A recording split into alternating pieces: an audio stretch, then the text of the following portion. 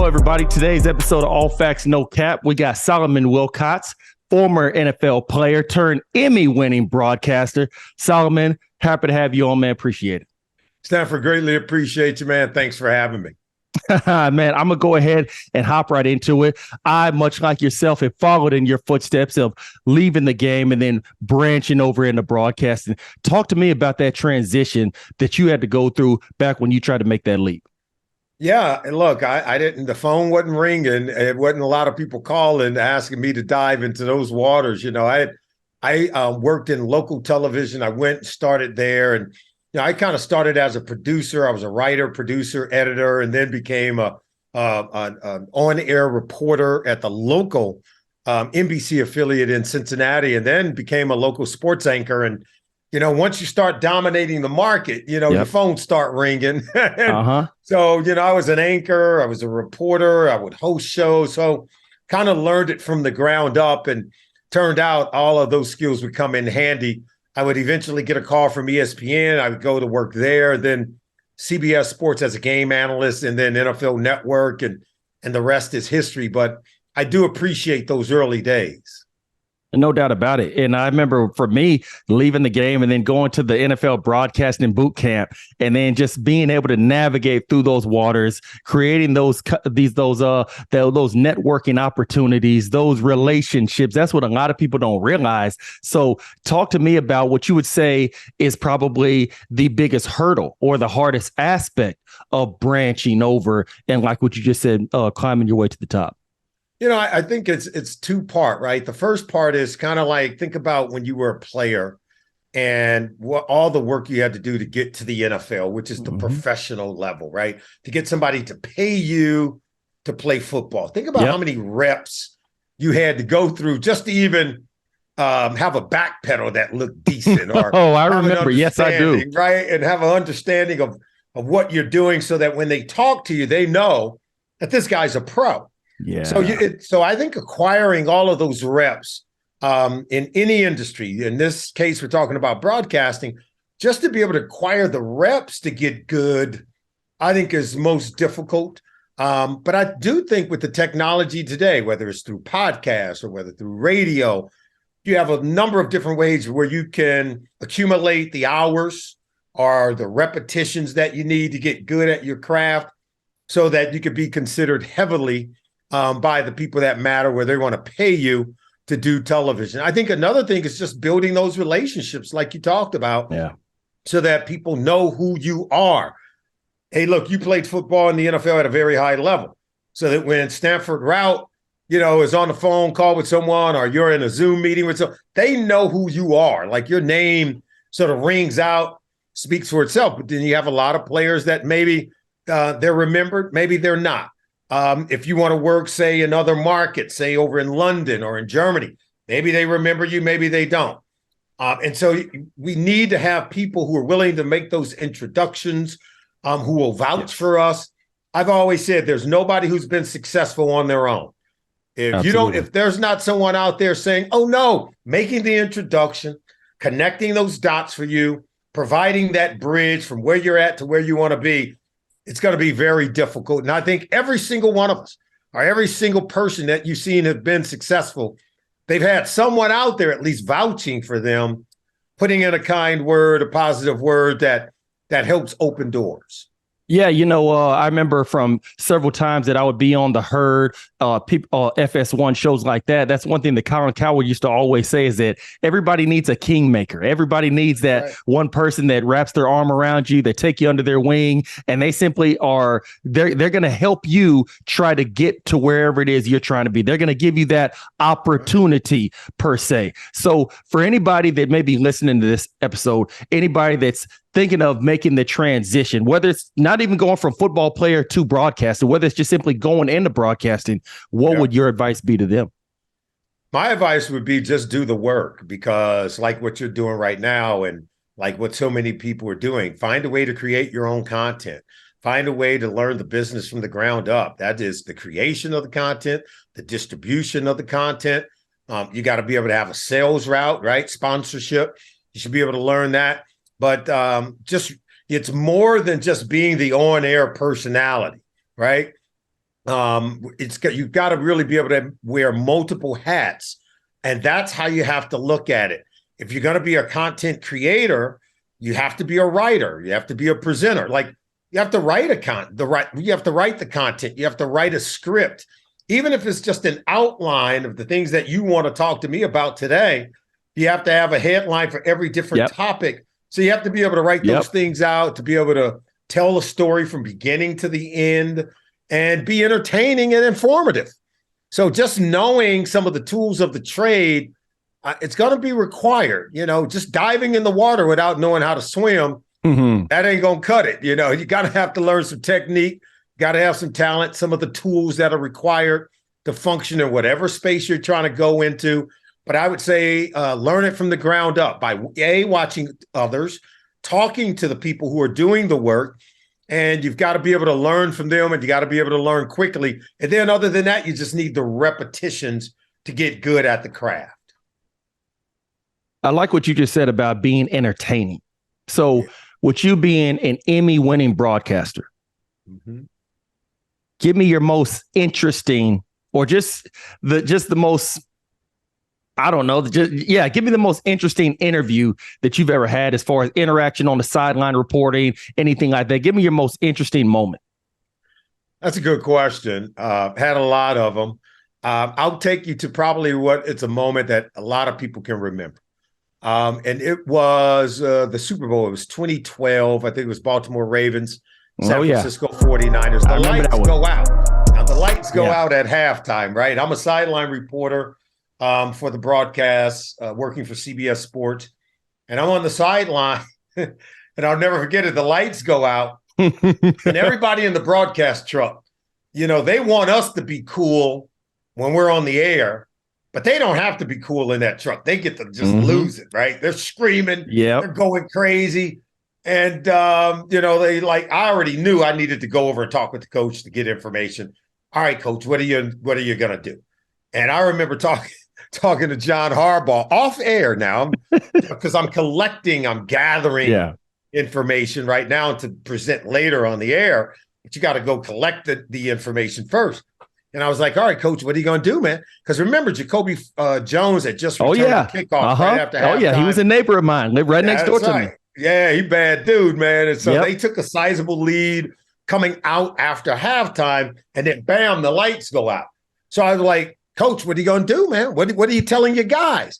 And Coach Harbaugh, because I still think he was trying to get a sense of what's that. He says, I don't know. What would you tell them? And I'm like, are you kidding me? I said, man, look, the other team over there, they're getting ready to make a run. I said, you should know the guy over there better than anyone else, because it was his brother. It was Jim Harbaugh. Yep.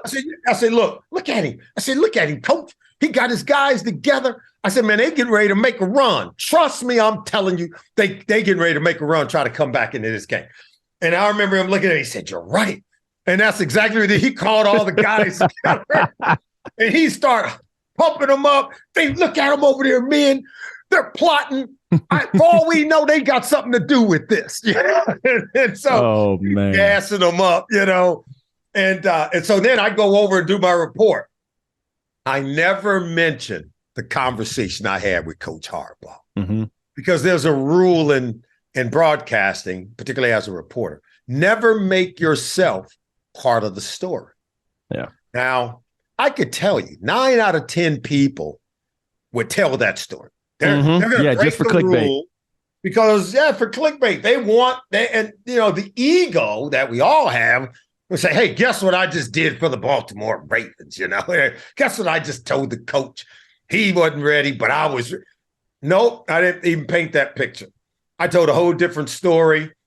I did talk about the fact that, John Harbaugh's brothers on the other side, look for them to make a run. They're getting ready to make a comeback into this game. You got to know brothers are the most competitive people we're ever going to find. Yes. So I told a very interesting story that was also entertaining, but I didn't make myself as part of the story. But I still ended up giving a compelling story that turned out to be what we call proactive analysis. And guess what? The 49ers did come back in that game. They didn't come back to win it, but they came back to make it a very close game up until the end. But that's one of the more interesting stories that's never been told, to be honest with you. But I had fun reporting that day. And every time I talk with guys about that who played in that game, I tell them that story and they were like, oh, yeah, I remember Coach Harbaugh pulling us together and we were prepared for the 49ers to make a run. So that's one. I mean, that's one of many stories, Stan. Hey, that's a great one because I remember being in New Orleans down there for that game. And I remember when all of a sudden it looks like Baltimore's about to run away from him. Like my man, Jacoby Jones, he had, the punt return for a touchdown. He had the deep post pattern for a touchdown. And then, he's dancing in the end zone. Jacoby, he's from New Orleans. So for him, it's a homecoming party for him. He did his thing, man. They wouldn't have been in that Super Bowl without him. The plays he made against Denver. Yes. That's right. I mean, that dude was balling. Yeah, he was. And I remember thinking to myself, because I'm sitting right there watching the game, one of my Colts homeboys, and they were dominating San Francisco so much at the time. A part of us were thinking, Roger Goodell did that on purpose just to give, San Fran a chance to kind of, get their bearings, get their footing, maybe gain some momentum because it was just so bizarre at the Superdome that all of a sudden Baltimore is dominating, which you don't want to see a dominating performance in the Super Bowl where it's not competitive. You don't want to see that. And the lights went out. Lights, not just the scoreboard, a couple bulbs, all of a sudden start flickering. The lights went out. Solid. Oh man! You had a Super Bowl now. At a Super Bowl, and when you think back on that game, that's really the last big game that we saw Colin Kaepernick play in. Yes, Colin was the guy who led that comeback. Oh yes, for the 49ers, and they were one play away down inside the red zone from potentially winning that game.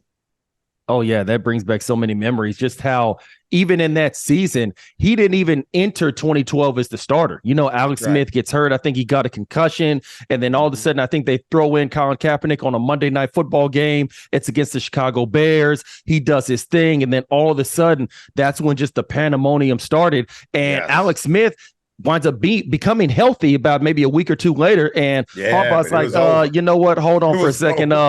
Hey, let's go with the young guy. Let's see what the young guy has. So I definitely remember that season very well. And they were just a play away from being Super Bowl champions.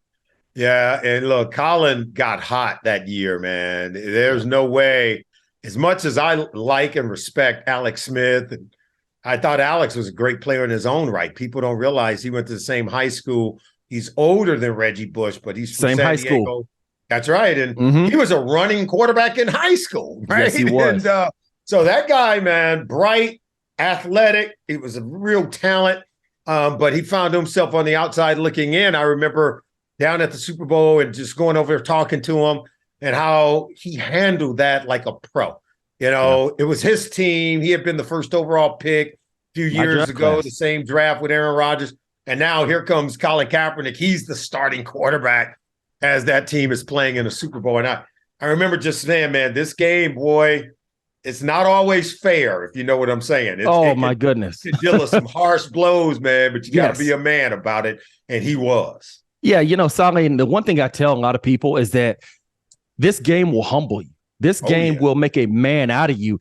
And just simply being able to understand that, like what you just said, this game is not always fair to you.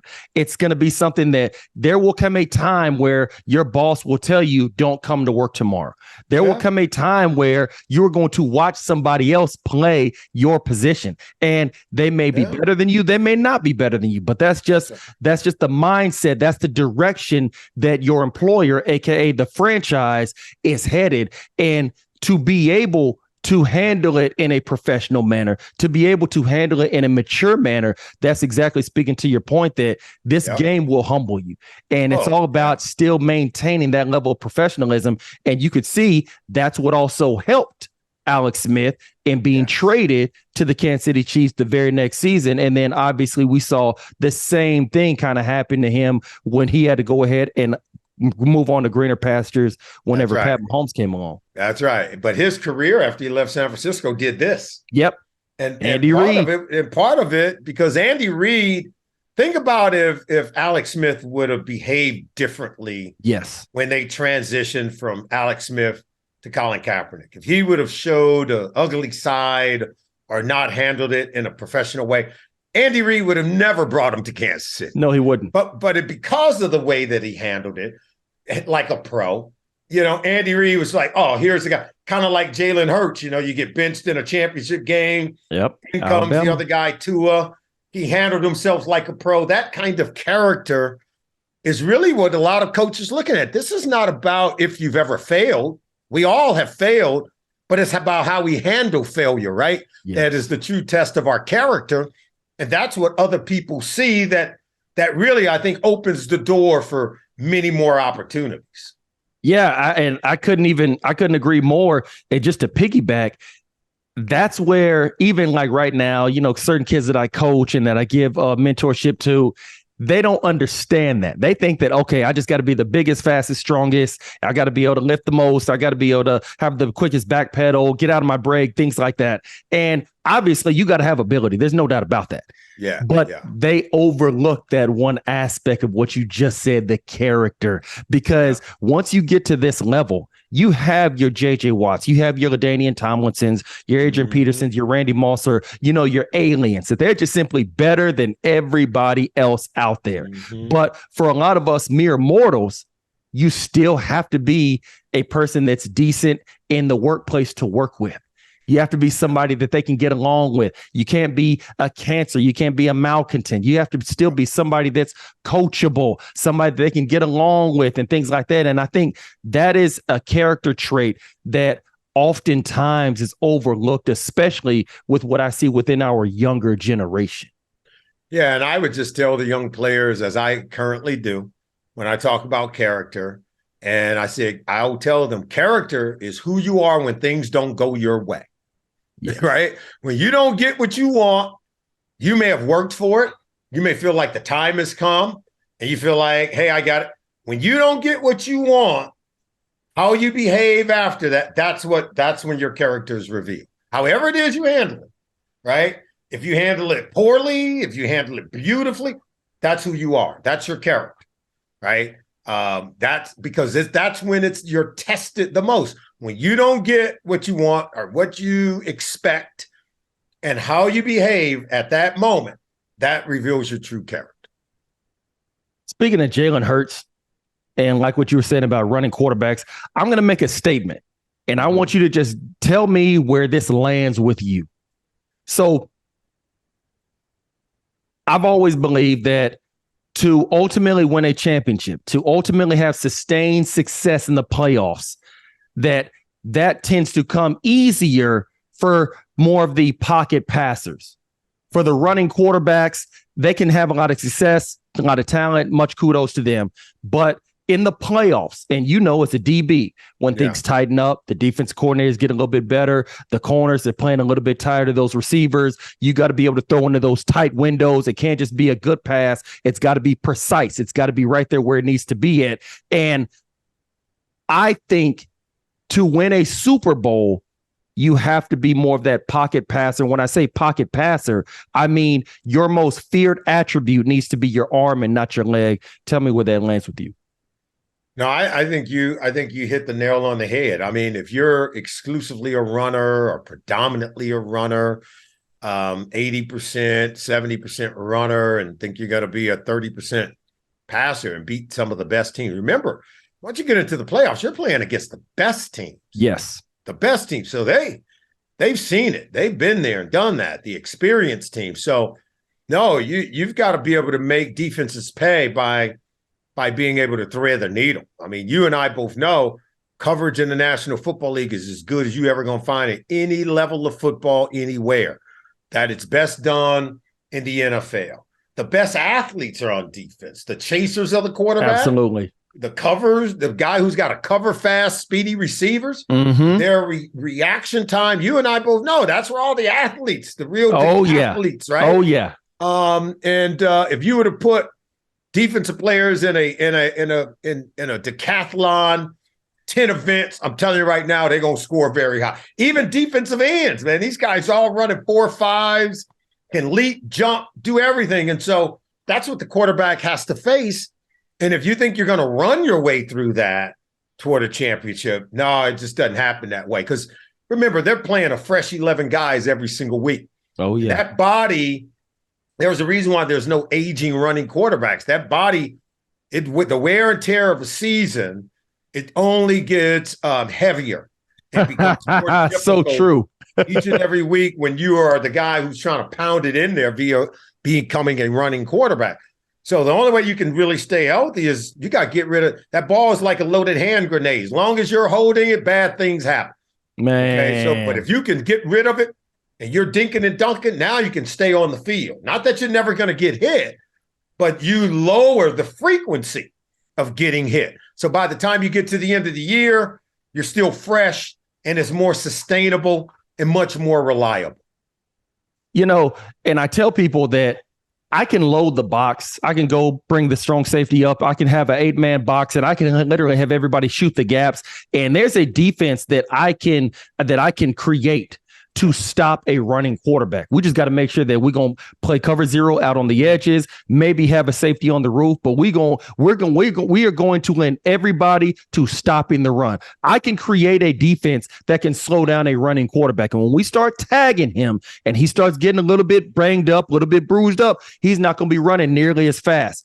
But the one thing that even to this day in 2023 that a D coordinator still cannot create is a defense that can stop a perfectly thrown ball.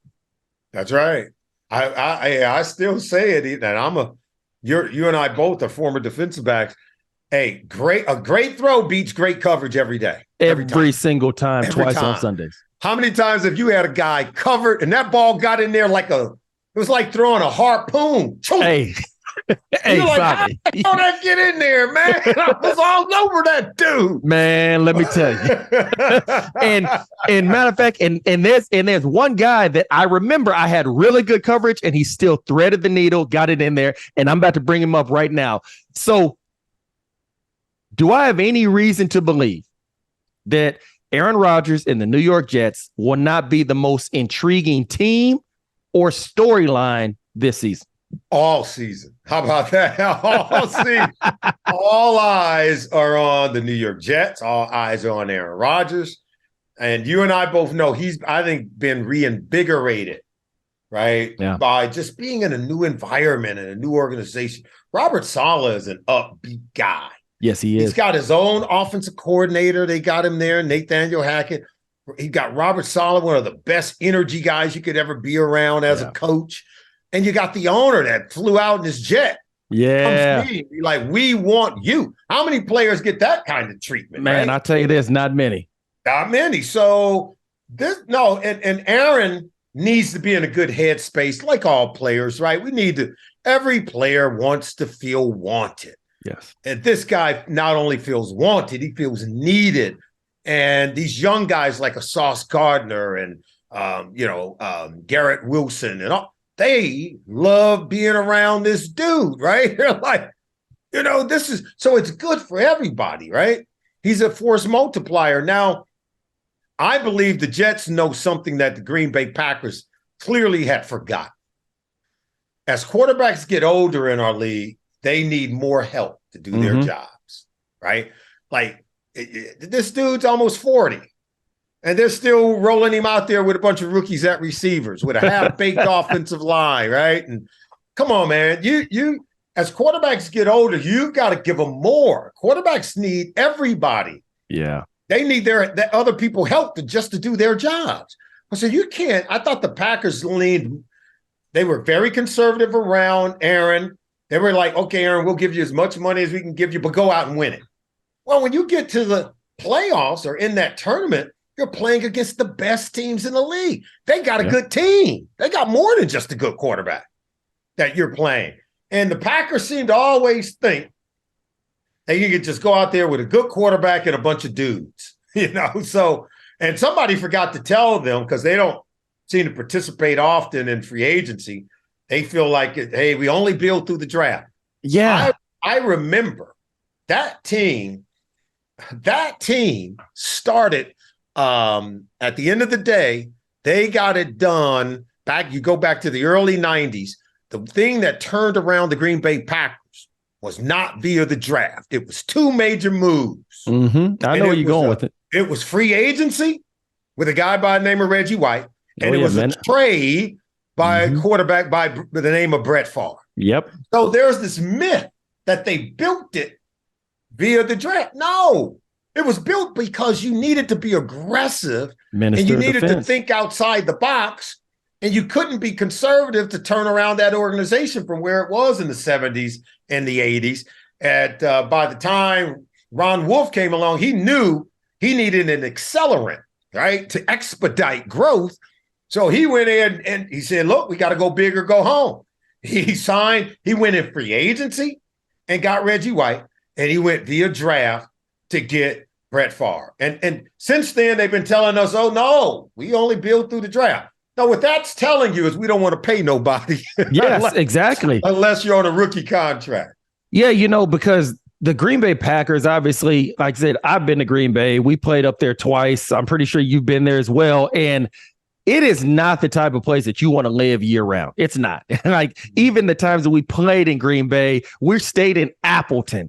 And you get the sense that a lot of teams, they embody the city in which they're based in. And because Green Bay, small town up there in Wisconsin, they run it like a mom and pop shop.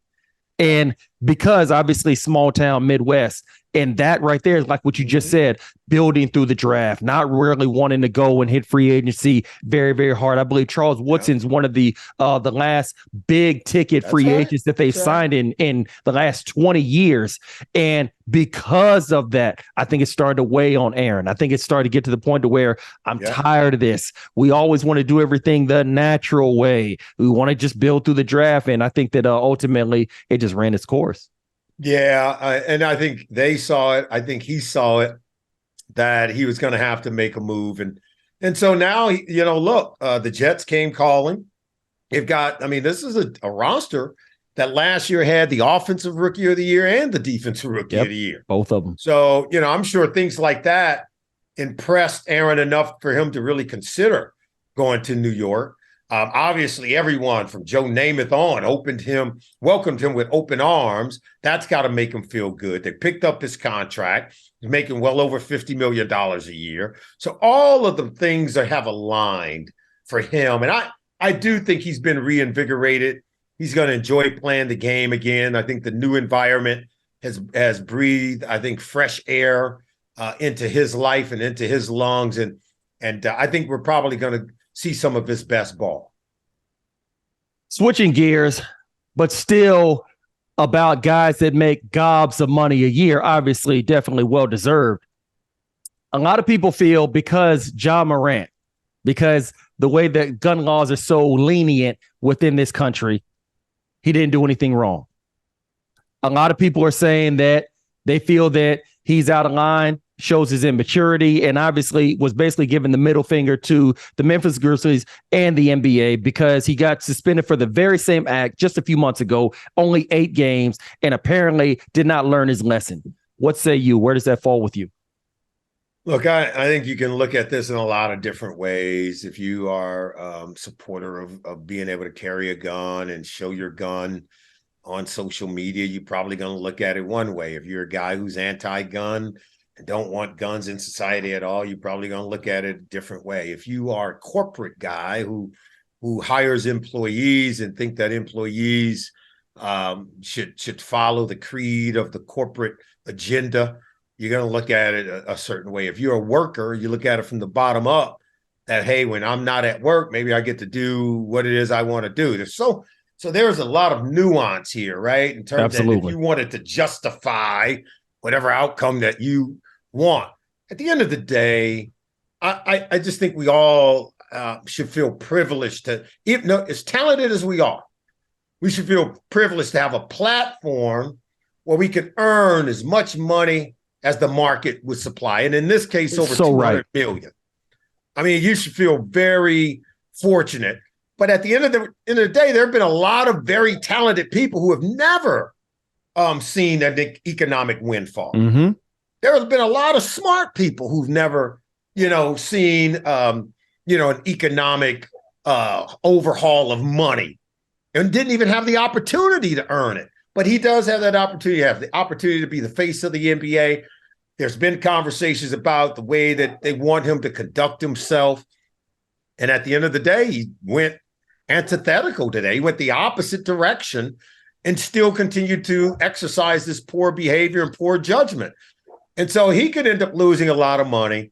I would just say this. There's two ways to look at it as far as I'm concerned. There's legal laws that we all have to operate under in this world today.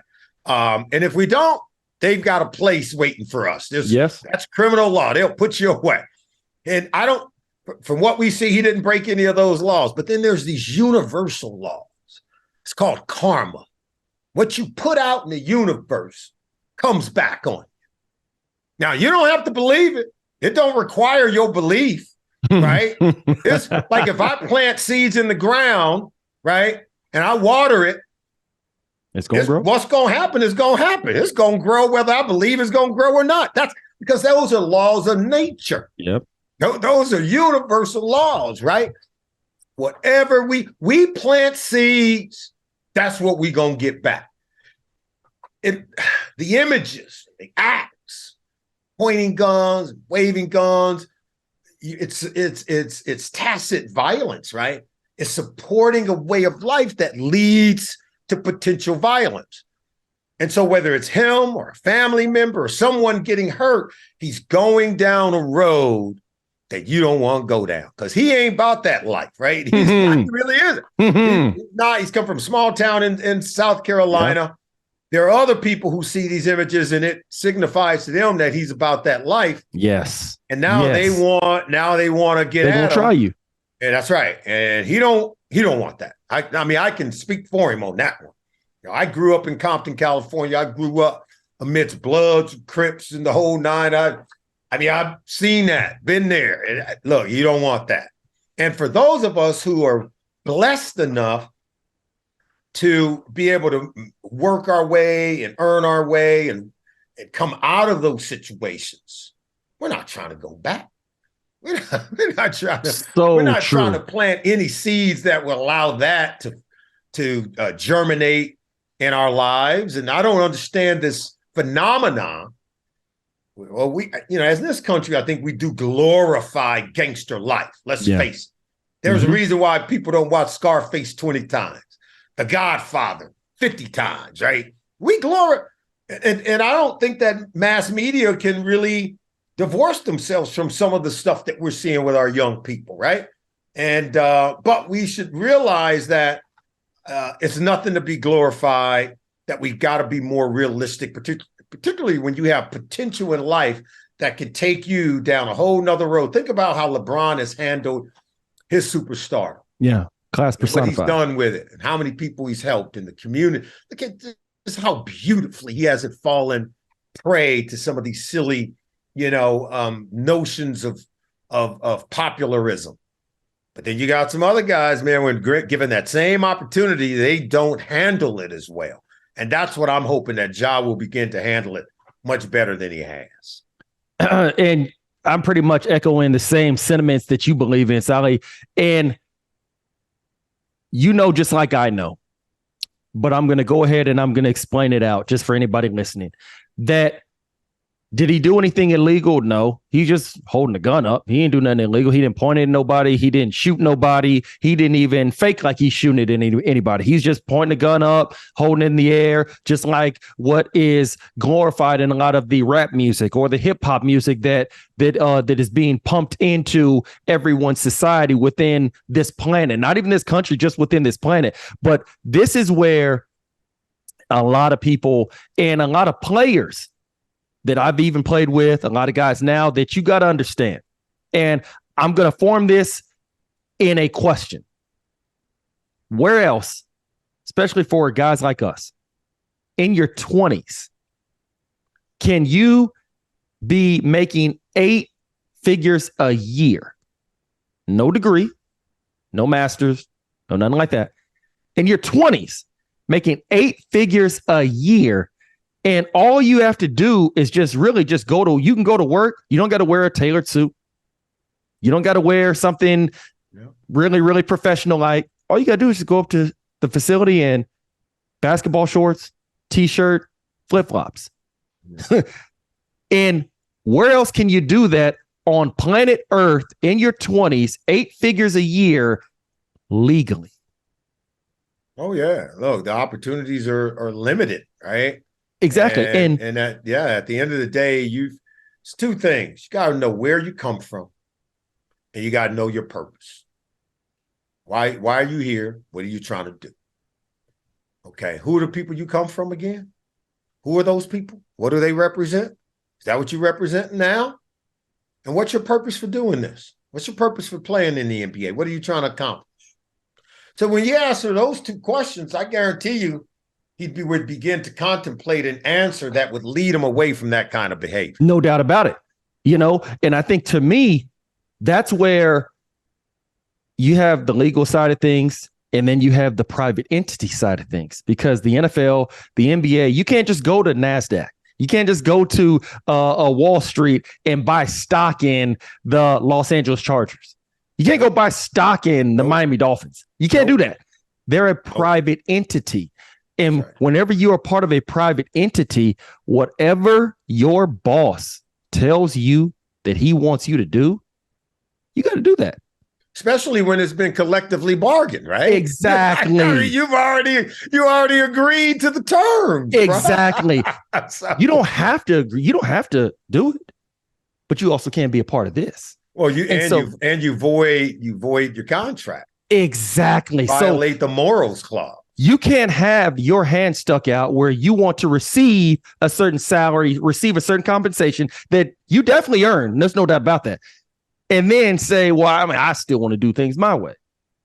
It don't work like that. You've already agreed by way of collective bargaining that you will forfeit your rights to that money, and your rights to compensation, because you've hurt the brand. You've hurt the platform that has allowed you to earn that money. And if we allow everyone to go around doing it, that money will not be there. It will not be there for those private entities, because it relies on this thing called public trust.